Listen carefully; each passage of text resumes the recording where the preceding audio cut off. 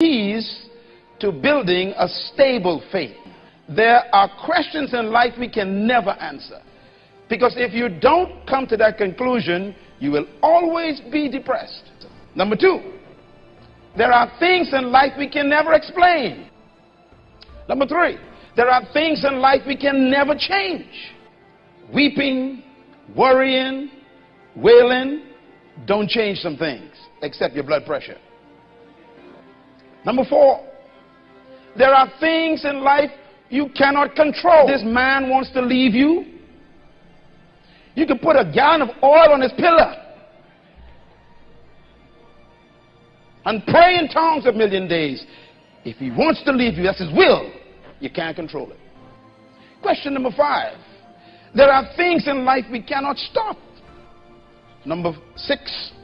There are things in life we are not responsible for.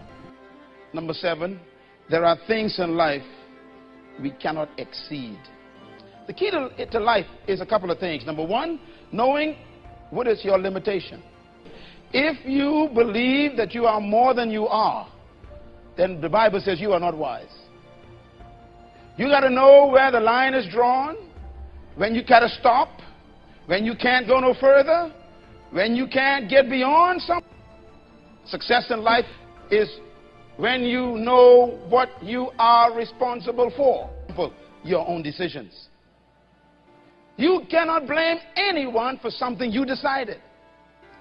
But number three is important. You also got to know what is your responsibility and what is not your responsibility. There are some things that even God doesn't take responsibility, like controlling your will. God died on the cross for you, gave his life for us, shed his blood for our redemption, went to hell on our behalf, took the keys of death, hell in the grave, came back out of the tomb, rose again, and he still cannot save us without our permission. He knows his limitation. It is self-imposed. He knows what he won't cross. He will never violate your will. So we got to know what we are not responsible for. And next one is very important. You got to know what you cannot do. Listen, sometimes your children do dumb things. You shouldn't walk around for 40 years feeling guilty about that. They're old enough now. Out loud. Let God be God. Do you know what the greatest temptation in human life is? Attempting to be God. There are things only God can do. Number two, there are things only God knows. You will never know everything God knows. And there's some things God knows that he won't tell you. Why? It ain't none of your business. It's God's business.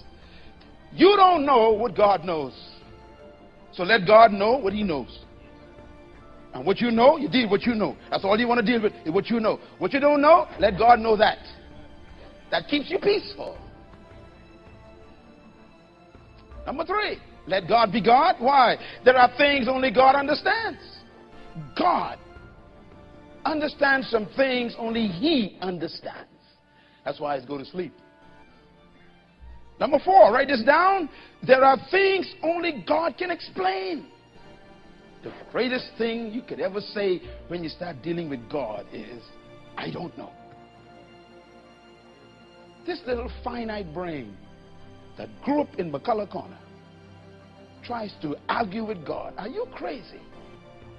And some of you are putting yourself under unnecessary pressure trying to explain things only God could explain. Relax your brain.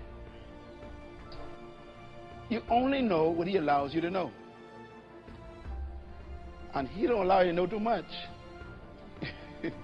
Because your mental capacity to contain God's vast knowledge